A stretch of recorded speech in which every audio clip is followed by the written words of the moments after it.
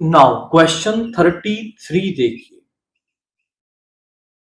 Prove that the length of tangents drawn from an external point to a circle are equal. And इसके बाद भी हमें question दे रखा है, तो पहले हम ये वाला पार्ट प्रूव करते हैं कि किसी एक्सटर्नल पॉइंट से किसी सर्कल पर ड्रा की हुई जो टेंजेंट्स होती हैं उनकी जो लेंथ है वो इक्वल होती है। मैं मान लेता हूं कि वो जो एक्सटर्नल पॉइंट है वो P है, ये वाला पॉइंट A है जो पॉइंट ऑफ कांटेक्ट है, और ये वाला पॉइंट जो है वो है B आपका। तो यहां पे मान लेते हैं let from P tangents are drawn from P tangents PA and PB are drawn to circle। अब मुझे ये प्रूव करना है, टू प्रूव क्या है मेरे पास कि ये जो लेंथ ऑफ टेंजेंट्स है यानी PA जो है वो इक्वल है आपका PB के। उसके लिए मैं यहां पर थोड़ी सी ना कंस्ट्रक्शन करूंगा। Two circle with centre O, ऐसा लिख देना आप, विद सेंटर O। यहां पे आपका O इसका सेंटर है। तो हम क्या कर रहे हैं कि join AO and BO। AO और BO को हम क्या कर देंगे, यहां पे ज्वाइन कर देंगे। ये हमने कंस्ट्रक्शन कर ली। AO BO एंड PO, और PO को भी हमने क्या कर दिया, ज्वाइन कर दिया।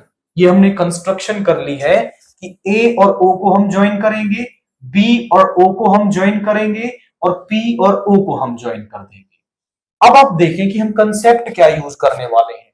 हम इन दो ट्रायंगल्स में लेंगे, और अगर हम इन दोनों ट्रायंगल्स को क्या दिखा दें, कॉन्ग्रुएंट दिखा दें, तो फिर इस वाली साइड को हम इस वाली साइड के इक्वल कह पाएंगे by CPCT। Quite simple logic. तो हमारा प्राइमरी टारगेट यहां होने वाला है कि मैं इन दोनों ट्रायंगल्स को क्या कर दूं, कॉन्ग्रुएंट प्रूव कर दूं।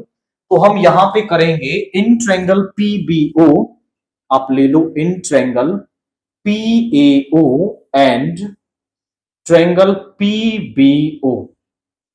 जरा चेक करिए, यहां पे मैं कह सकता हूं कि ये वाला जो एंगल है वो भी 90 का, ये वाला वो भी 90 का, क्योंकि रेडियस जो है वो पॉइंट ऑफ कांटेक्ट को ज्वाइन करते हैं तो वो उस पर परपेंडिकुलर होती है टेंजेंट पर। तो हम यहां पे कह देंगे angle PAO is equal to angle PBO, क्योंकि दोनों ही किसके हैं, 90 डिग्री के, because radius is perpendicular to tangent.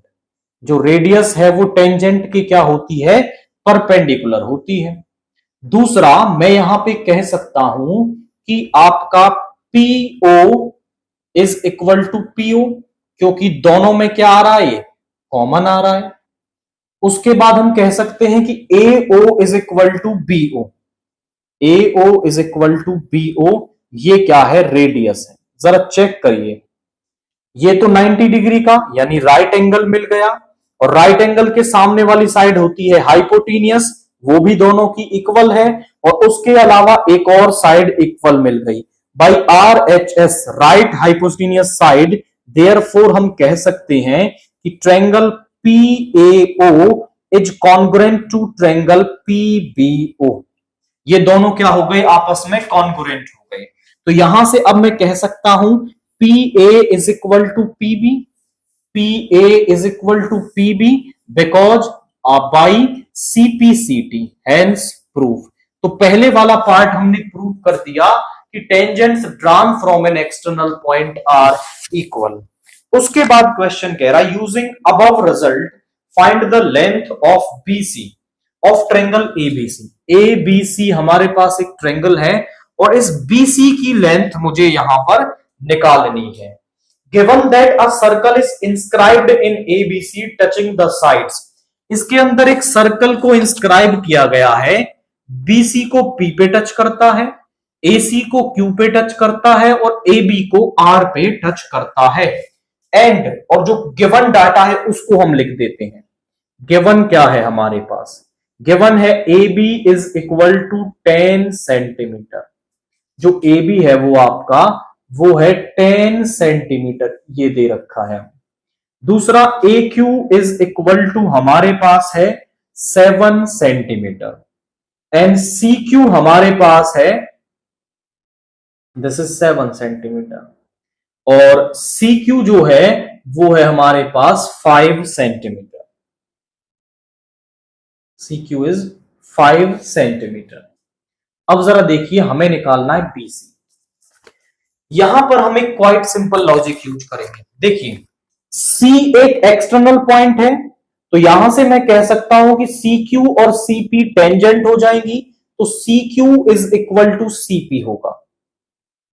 Tangents drawn from an external point are equal, drawn from an external point are equal, या फिर आप कह सकते हो थ्योरम प्रूव्ड अबव।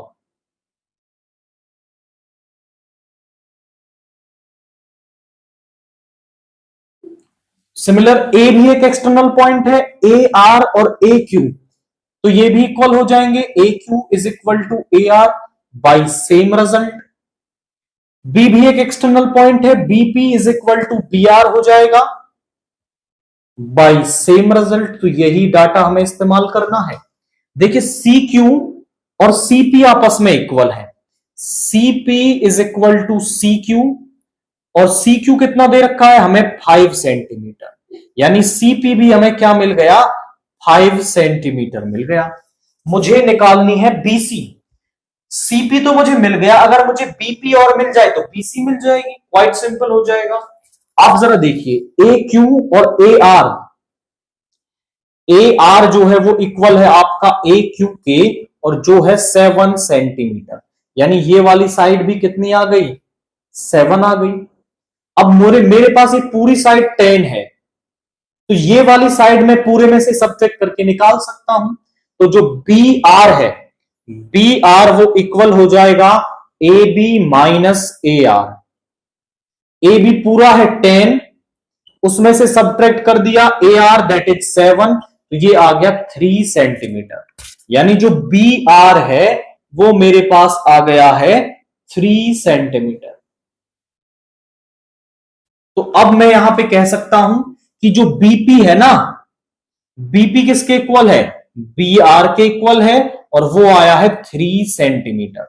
मुझे निकालना था बीसी, बीसी को मैं ऐसा लिख सकता हूं बीपी, ये आ गया 3 centimetre. BP is equal to BC is equal to BP plus CP, यानी ये आया 3, ये आया 5, दैट इज 8 सेंटीमीटर। तो ये क्वाइट सिंपल लॉजिक हमें यहां पर यूज करना है और बीसी की जो लेंथ है वो हम यहां पर निकाल पाएंगे।